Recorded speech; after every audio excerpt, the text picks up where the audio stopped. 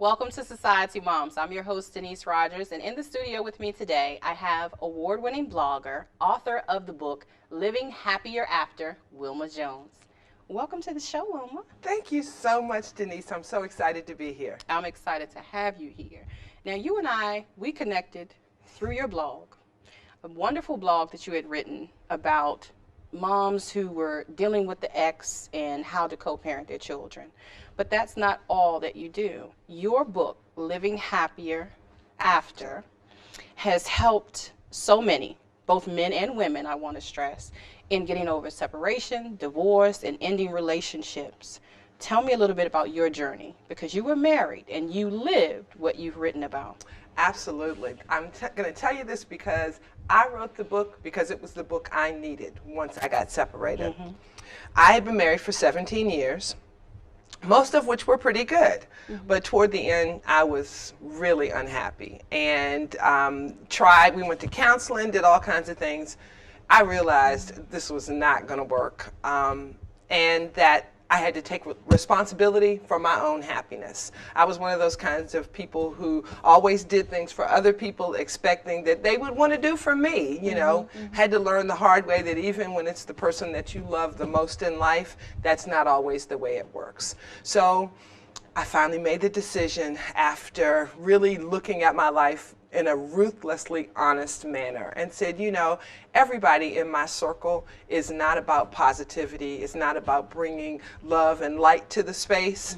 And I realized that I couldn't continue to live my life that way. I was in my, getting toward my mid to late 40s, and I had 2 kids, had a job, was working in the community, doing all kinds of things. On the outside, things probably look pretty cool to people. As they usually do. Absolutely, but I just couldn't take it anymore. Okay.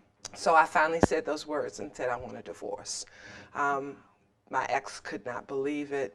He thought we would, trudge through whatever and stay together. And I just couldn't take it. And he was kind of like, well, just wait. This is just one of the down periods. And I said, it's been too many downs in the later years. And I think I could be happier on my own. And I think that statement was kind of tough for him. And happier. Yeah, well, we ended up, I never thought this would happen to me in my divorce, but we ended up warring. I mean, he was my enemy. Now, it's funny you would say you guys became enemies, because a lot of women report the hostility in whoever the spouse is that may not handle the divorce well or may not be the initiator of the divorce. Yes, sometimes when they feel like they've been sidetracked, or somebody took them by surprise. They knew things were bad, but they didn't know they were that bad. Yeah. And then also they get resentful because you're trying to move forward and you're trying to look for what's in my future. Right. And very often you get into that period where you're back and forth, where let's try it. We can make it. And then 2 or 3 months later, it's like, why did I even try? I knew. And then you just get mad with yourself. And eventually you say, I have to get off this roller coaster. It's like that. I wrote a blog post about that Babyface and Toni Braxton song about roller coaster on their CD, Love and Divorce. I love that song. Or Marriage and Divorce, because that's what it's about. It's at the end, it is a roller coaster because you don't want it not to make it, but in your heart, you know. Because I feel a lot of men and women both who decide to file for a divorce, maybe years, some months, but you have that conversation with yourself and this is where this is going to end up. And then now you have to let your partner know. Absolutely. And your children. Yes. Now let's talk about the children for a second, because you mentioned something as we were speaking earlier today. We know for a long time, sometimes we discuss this with our spouse, and sometimes our spouse knows the same thing, but it's not until we mention it to our children that they get that idea that, wow, this is really happening. Yes. The children may be able to sense that there are problems, and maybe they are saying, I hope mom and dad doesn't get divorced, but when that reality hits, and when one of you or both of you hopefully tell them that, you know, the marriage is going to end and unfortunately, you know, we don't see how we can make it, that is their day one. Yeah. But you and your spouse, you've been thinking about it, you've been imagining what could potentially happen if I do this. So that thought has been in your head for months, sometimes even years. Yeah. But when you tell your children, that is their day one. And when we do that, we have to remember. And I will admit, I was not the one to remember. I kind of was like, I finally got it out here, you know, but I didn't give them the chance to, you know, recover, because that's like, to be honest with you, that's like a traumatic syndrome issue for a child. And it's a death of identity, because children say, okay, this is our family. This is mom, this is dad, they're married, and because they're together, we are who we are. So when you go changing and rocking the foundation, they get shuffled a little bit, like, okay, so what's going to happen next? Right, and I told my children that all of the things that, you know, you want to do, you want to go to college, you want to do this, I'm going to be there for you. I'm going to make sure that your life doesn't change that much. And I probably shouldn't have done that because I couldn't do everything that I wanted to do. It was just impossible. And part of trying to make my children have the same kind of lifestyle and resources other than their dad being gone put a lot of pressure and stress on me. It was only when one of my sons said to me during the separation, you know, Mom, you said you wanted to get away from Dad because you were unhappy, but it seems like you're even more unhappy now. Wow, okay. It was a light bulb moment for me. And I have to admit, that night and probably the next couple of nights after they were in bed and everything, I cried. Because I couldn't figure out, I'm like, oh my gracious, he's right. You know, how do I get happier after this? And it brought me back to a moment that I had had years before. I started my blog with this whole idea, this whole thought that came back to me during that really ugly time. I had gone to the grocery store after work. I worked in Virginia. We lived in Prince George's County. So I had that 15, 18-mile commute. It was a Thursday night. I'll never forget. You know how bad traffic is on DC in the fall? Yes. Raining. Wow. So, okay. I had to buy a couple of things for dinner and for, I don't know, something at school the next day. I don't know, maybe I had to cook cupcakes, whatever it was. I had to go to the store. Went to the grocery store, putting my stuff on the line, the little checkout line, and my phone rings. I look at the phone. It's my ex-husband. Okay. I answer the phone, and he says he can't pick up our son from aftercare. So immediately in my mind, I'm like, okay, I'm here in Virginia. Aftercare closes in 25 minutes. It's raining. I can't make it. And I can't scream at him. I'm in the grocery line. But I remember saying the words to him of, you know, I really can't count on you at all. I really needed you to do this tonight. And when I got off the phone, the checker says to me, I remember those days. That's why I divorced the bum. Wow. I looked around, I'm like, did my conversation just She trigger saw all something that. for this woman? I mean, it wasn't it was maybe a 30-second conversation. It wasn't a long thing, but I guess the disappointment and the bitterness that you know, just came out of me, through, right? that spirit touched her spirit. Because she felt, they brought back that feeling for her. And so I asked her, I said, how long has it been since you've been divorced? And she said, 10 years.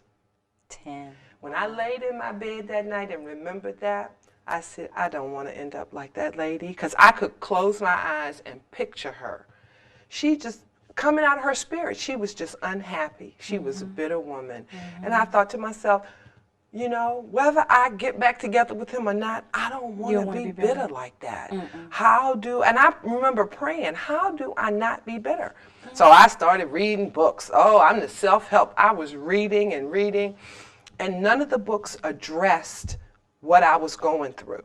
The ones that were for women who were over 40 were written about for women who were stay-at-home moms. And, you know, I wasn't a stay-at-home mom. I got up every day and went to work. Like you said, I was doing it myself, just like so many other women who were married, but you're really doing everything with the kids and around the house and all of that. And I was like, okay, I've got to find something that speaks to this. Right. So I started reading books about happiness. Not about divorce and happiness, just about happiness, you know, the history of happiness. Oprah's big book of happiness, you know. I read that book, Live, Eat, Pray. You know, I read everything about getting happier after devastation. And I said, you know, I wonder if some of the women who I have interacted with who say they are happy after divorce, I wonder if they've used these same principles. And I, you know, they're all, you know, in psychology, the principles of positive psychology, you know, gratitude, all of these different, you know, strategies. So I asked a couple of women and they said, well, yeah, I did this or I did that. So I said, if I did a survey online, would you respond? Not only did they respond, they shared it with other divorced women. And women, I had over 100 women in this period of a couple of days answer this survey. And at the end of the survey, I had a question saying, would you agree to be interviewed for a book that I'm thinking about writing? Over 30 of the women agreed. And after I started doing the interviews, I realized that it was something that was, it was a spirit in this book that was bigger than my ideas and bigger than my thoughts. All of these different things in the universe started just coming to me. Wow. Because it's like, you know, I got stories of women. I thought my story was bad. I got stories from women who I said, if that had happened to me, I don't know if I could have ended up happier after. And the book ended up being like a group of really good girlfriends who all went through something ugly and ended up coming out on the other side a better person. Awesome. And I wanted to be that person. So I narrowed it down to the 7 principles that the women said really impacted them. And one really interesting thing, the psychologists say that the #1 reason to supercharge your happiness is by showing gratitude, by being grateful. But I found that among these women, gratitude was not #1. The #1 thing was having the courage to manage your mind. Yeah. We talked about that because you're married for 10, 15, 20 years, however long it is.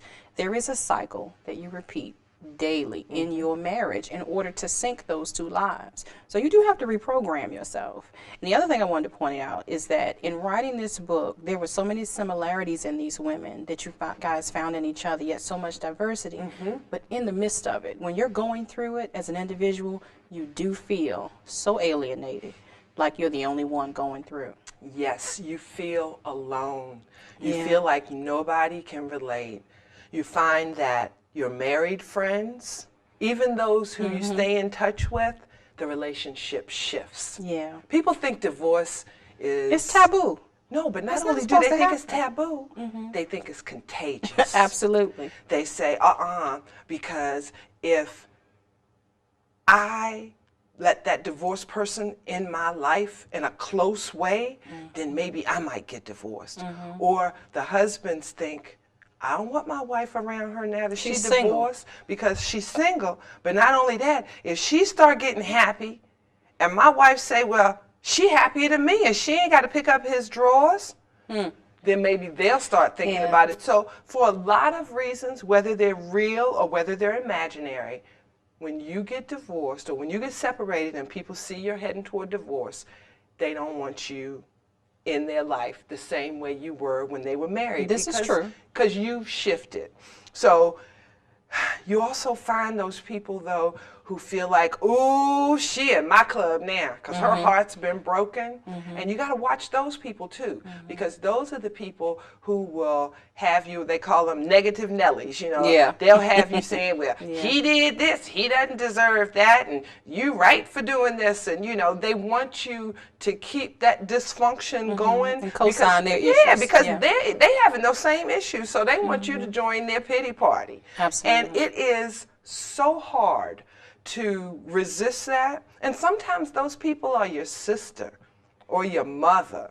Or, you know, I had one woman told me one of the people at her church was, you know, kind of wanted her to join that. And I think that that thing that was said by, I think his name is Jim Rohn, about you are the average of the 5 people that you spend the most time with. Absolutely. That's very true. So if you have people around you who are negative, or you have those people who are sad and sorry, and they want you to feel sad and sorry because your heart's broken and all that, you want to get away from that. Yeah, because you will be. And that's why I wrote the book, because even if you don't have anybody in your life like that, when you open that book, and I'm going to tell you, I read that book, I've probably read it, I don't know, 1,000 times. There are some stories in there that when I'm in a certain place, I remember those stories. And sometimes I even go back and read them. There's a story called The Forgiveness Factor, about a woman who, from the very beginning, forgave her ex. She was the only one in my book who was like that. And I couldn't figure out why. In the interview, I specifically, at the end of it, say, look, you've told me all this great stuff. You got to tell me why you did this. How could you, after just weeks of being separated, have the wherewithal to forgive that man? And she said, because of my parents. Her parents got divorced when she was a kid. 3 or 4. It wasn't until she was 17 that she knew that her mom didn't like her dad. She never showed one bit of disrespect or hurt or anything until her dad hurt her. Okay. And she went to her mom about it, and her mom said, look, don't worry, I got you. And she was like, I couldn't believe my mom said that. And she finally told me, she said, sweetheart, I don't really like your dad. I ain't liked him for a long time, but he's your dad. Wow. And she learned from her mother that it was more important for her son to grow up in an atmosphere of love. Not that she loved her ex anymore, but that she loved her son enough not to show her feelings. And she was the one who actually helped me come up with one of the Living Happier After Divorce manifesto, like, crux of the issue is don't say bad things about their dad. It's important. Because they will find out his truth on their own. In time. And when they find out on their own, it is so much more powerful. And not to say that you want him to be a bad guy, but if he's been bad to you, eventually, if that's who he is in his spirit, they're going to see it. And they will know why you made the decision to leave the relationship and to pursue happiness on your own. You won't have to explain it. Absolutely. Let me point out the fact that we talk about some key elements to single moms, whether you're divorced or you were never married, but single moms co-parenting with your ex. Now, that's not always easy to do. Now, forgiveness, you know, that's not always easy to achieve. But how do women prepare themselves to separate what's their emotion from what's best for their children? Because women struggle with that. It's no question. You know, and question. women call me all the time. I talk to them, and it's a process. And you know when you're talking to that woman whether or not she's there. Because some people, you go, boo-boo, you're not there yet. Look, But you people have I to be. interviewed for my book who said that they were there, and during the interview they said things or told me about experiences, and I knew that they weren't, you know. But back to the co-parenting issue, the first thing is acceptance. He's not your ex-husband anymore. He's their dad. You have to realize that the things that happened in that marriage and the choices or the decisions that you made or didn't make, all of those things have led you to where you are now. Right. And you have to accept them, and you have to take responsibility. You got to put your big girl panties on and say, I'm here because of what I did or I didn't do, or decisions that I made and I didn't make. And I got to be a big girl, and I have to be here for my kids. So when you change your focus of your ex from he's my husband and he hurt me and I'm mad and I deserve to be like this, because maybe you do deserve it. You know, it's like I say in my new book, you know, wanting to kill your ex may be justified. He may have done those things. Yeah, he did. But now you have a different relationship with him. And the focus is your child. And the focus is your child. And you need to put yourself in the background and put that child in the foreground. And that's what makes you a parent. Exactly. Exactly. Parenting, marriage is about compromise. Parenting is about sacrifice. There it is. This is true. You made that decision to have a child. I know you thought he was going to be there to help you raise him, but he's still there. He may not be in the household, but he's still there.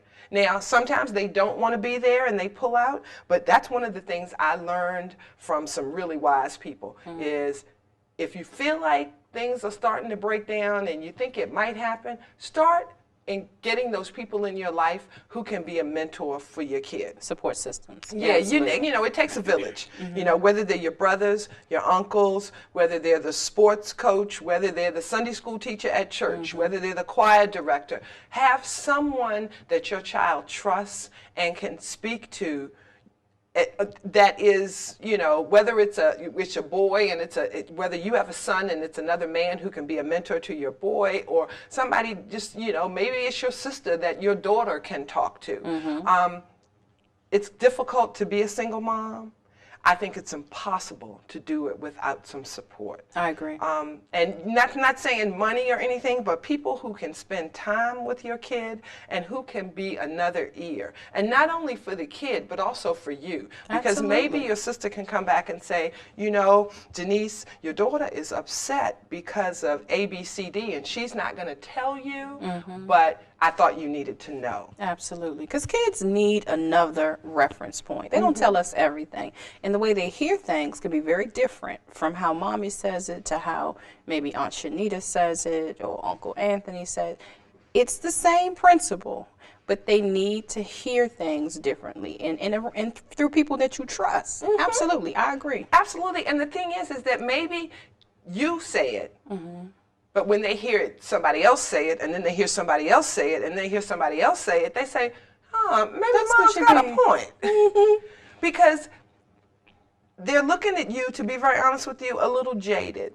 You know, I mean, because I can remember my son asking his dad and I if we were going to get a divorce, because on the cul-de-sac that we lived in, 3 of the 5 families had gotten a divorce. Okay. And he actually thinks it has something to do with the street, to be honest with you. He's like, everybody lived on that street, got divorced. I said, well, no, not everybody. But it is a kind of spirit that happens, and your kid needs to be exposed to the fact that you're not weird that this happened to your family. Because they think that. And, you know, we all, I mean, like I said when we talked earlier, I was embarrassed. And when I found out that my mother, who I was the most concerned about, she was cool with it. I said, Mom, I'm going to be the only one of my siblings who's divorced. She looked at me and just like that, with a straight face, said, I'm the only one of mine that's still married. And we laughed. And everybody has their own story. And she hugged me, and that was the moment that I said, my eyes are watering now. I said, I can do this. I can do this. Because you were holding on for her. Oh, I was holding on because I didn't want to disappoint. I didn't want her, exactly. I didn't want to disappoint her. Didn't want to disappoint my kids. I didn't want to disappoint all the people who said, you know, look at what they've done. Because my ex and I had a couple of businesses. We had accomplished some things. We were a partnership. I was breaking up the, you know, I was breaking up the brand. Yeah, everything. Yeah, I mean, you know, but when I look back on it now, 8 years later, it is the best thing I could have done. You chose life. I don't have any regrets for what we went through. And the good thing is that now that I have gotten over my love and my hate and all of that good stuff, and I mean, I'm indifferent to my ex in terms of a relationship. I want the best for him. I really honestly do.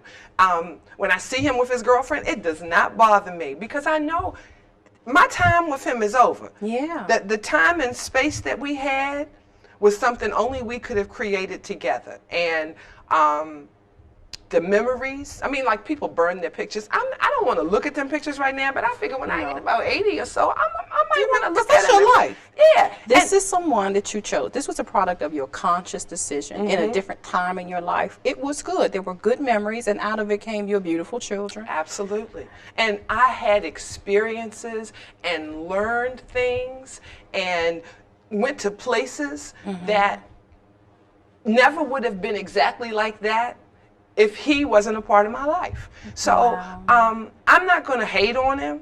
Now, mind you, for about 25 months there, a couple of years, I did hate on him. But I grew to figure out that, how was that working for me? Well, it wasn't working very good. Yeah. And it wasn't making me happier. And, it didn't affect him at all. He didn't care. He wasn't a part of my everyday life. So the fact that I was walking around as a bitter woman, like that woman in the grocery store, that didn't hurt anybody but me and my kids. And we were the ones I was trying to leave to help.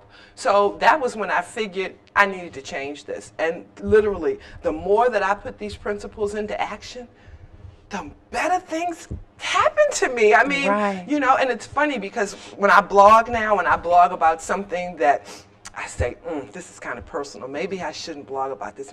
Every time I do, I change a life. And at first it was like, this is weird. It was like Twilight Zone. Yeah. People would write something. I wrote a blog post, and I don't know how this woman found my blog post, but she wrote a comment. Actually, I took the comment off because she and I have communicated, and it was very personal. And after she got to a certain point, because her email and everything is there, she's like, can you take that off? So I did. But she actually wrote that reading that post made her feel like she wasn't the only one in the world who felt that way. And she wrote like 2-3 pages of what she was going through. And that's when I knew that I needed to keep doing what I was doing, even if I was only affecting one person in a blog post. Now look a at you month. now. Yeah, You've written a book, yes. award-winning blogger, motivational speaker. Every single thing that you've gone through has changed lives and taken you to this point. Absolutely. And I'm so proud of you. Well, thank you. I'm so proud of you. I feel like it's like there's a woman at my job who's married, very happily married. But we all go through ups and downs, whether we're married, single, whatever. And she put on my Facebook wall one time, "You have no idea how you have inspired me." And I'm like, just telling my story and what I've been through. I mean, I was looking at my blog stats the other day, and in the month of July, the most popular blog post that people read on my blog was one that is like a year or so old, and it's about my husband being a, rear end hold. And I wrote that blog post when I read about somebody feeling the way that I felt, and I said, I remember actually Googling that phrase and seeing all of the hits that came up, and just that little Google search made me feel better, because I'm like, my husband isn't the only one who treats his wife that way. And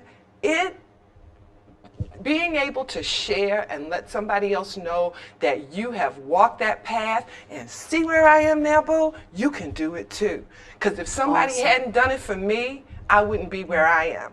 But doing it for others. I made the decision that I love to tell stories. I love to write.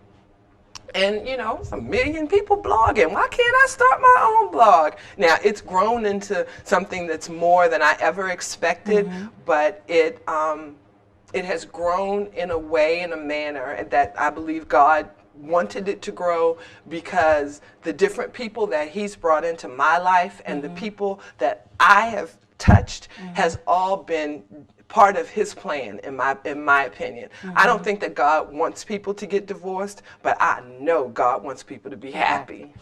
And there you have it. Yes, ma'am. Well, I want to thank you for coming on the show. You've done so much. Well, You've touched me, and you know that this won't be the last time that we talk. We'll stay connected. We've even talked about having you on the show again and doing some outside footage of a different type of show where we can incorporate moms and women at home who've gone through this. Absolutely. Thank you so Society much. Moms are living happier after. Definitely going to do some things that impact some more lives. There you go. There you go. Well, guys, thanks for watching today. I want you to stay tuned in the credits where you can connect with Wilma Jones. Go to her website. You'll see it in the credits, her email, everything that you need to live your life happier after.